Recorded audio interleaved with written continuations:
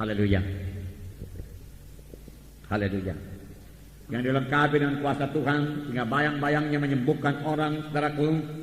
Saudara, hal yang sama juga bisa bekerja bagi kita semua, bisa terjadi bagi kita semua. Amin, saudara. Yaitu kita bisa dilengkapi Tuhan dengan kuasa dari Maha Tinggi, dengan kuasa Roh Kudus, sehingga kita bisa mengerjakan pekerjaan Tuhan bukan dengan cara manusia, bukan dengan kekuatan manusia, hikmat manusia, tetapi dengan kuasa Roh Kudus yang memang sudah disediakan Tuhan bagi kita. Amin, saudara. Tuhan sudah menyediakan kuasanya itu bagi kita, saudara. Kita membaca Kisah Rasul pasal 2 ayat 14 sampai 18. Kisah Rasul pasal 2 ayat 14 sampai 18. Saya baca satu ayat, saudara baca ayat berikutnya. Mari saya mulai. Maka bangkitlah Petrus berdiri dengan ke-11 rasul itu, dan dengan suara nyaring ia berkata kepada mereka, "Hai kamu orang Galilea, dan kamu semua yang tinggal di Yerusalem, ketahuilah dan camkanlah perkataanku ini.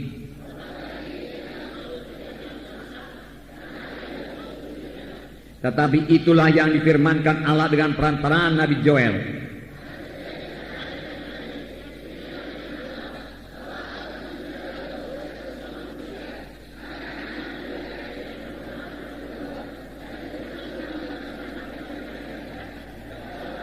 Juga ke atas hamba-hambaku laki-laki dan perempuan akan kucurahkan rohku pada hari-hari itu, dan mereka akan bernubuat."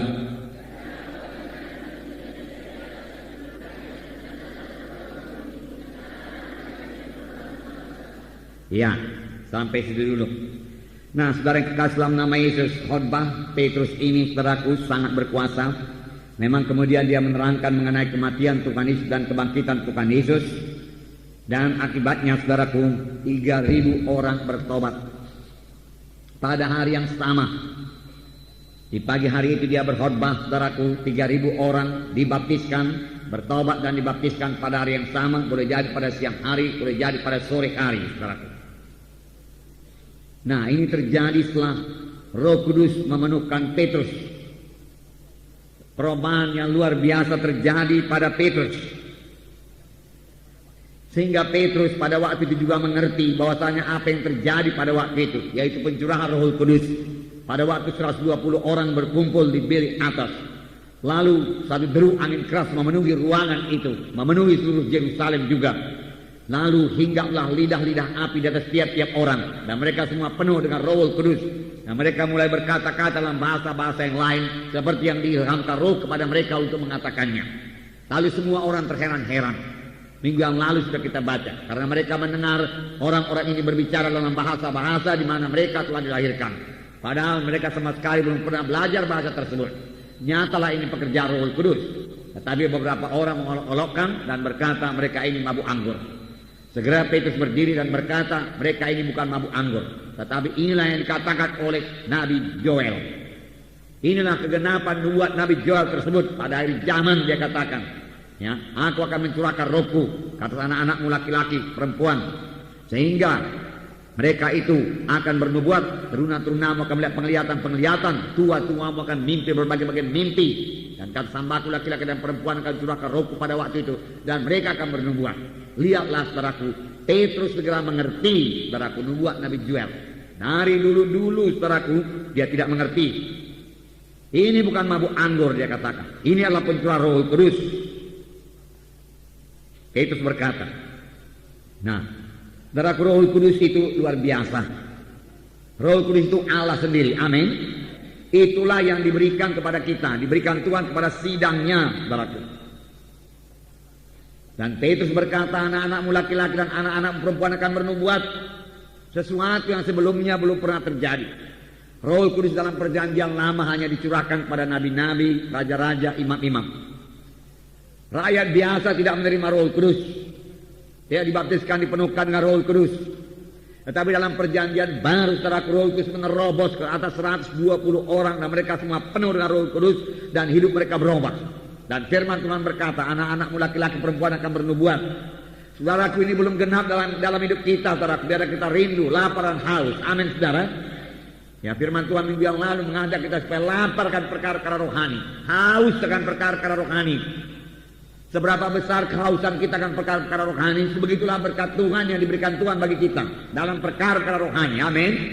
Kalau kita pun tidak merindu terhadap perkara-perkara rohani, maka merasa puas akan perkara rohani. Saudara, secara dunia saja kalau orang tidak haus tidak bisa dikasih minum, saudara. Tetapi kalau saudara lihat orang yang haus, saudaraku, haus sekali, saudara, apa saja pun bayarannya, dia mau membayarnya. Asal saja kehausannya itu dapat dipenuhi, saudara. Oleh sebab itu mari kita haus akan perkara-perkara rohani. Saya katakan hari minggu yang lalu, haus akan urapan Tuhan, haus akan tanda ajaib, tanda mujizat, ya. Haus akan perubahan dalam hidup kita ini, ya. Kenalah kemiskinan kita akan perkara-perkara rohani, sehingga kita haus, baik kita dikenyangkan, baik kehausan kita itu dicukupi Tuhan. Firman Tuhan berkata, berbahagialah orang yang lapar dan dahaga dan haus akan kebenaran, karena mereka itu akan dipuaskan. Nah, mimpi, berbagai-bagai mimpi, melihat penglihatan.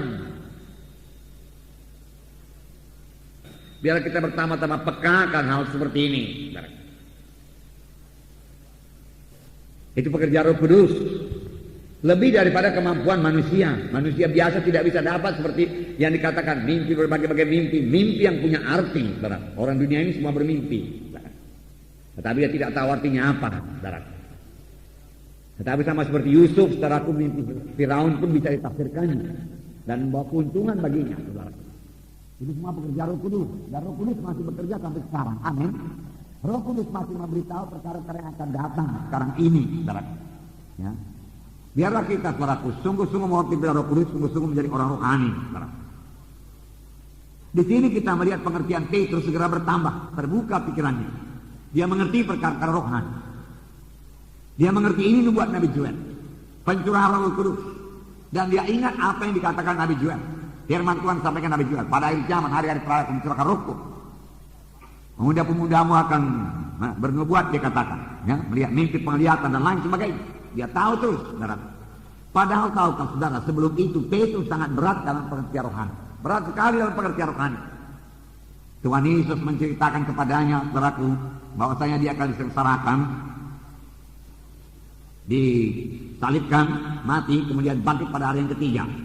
Ini penderitaan Tuhan yang pertama, yaitu pada waktu Tuhan dipermuliakan di atas sebuah gunung.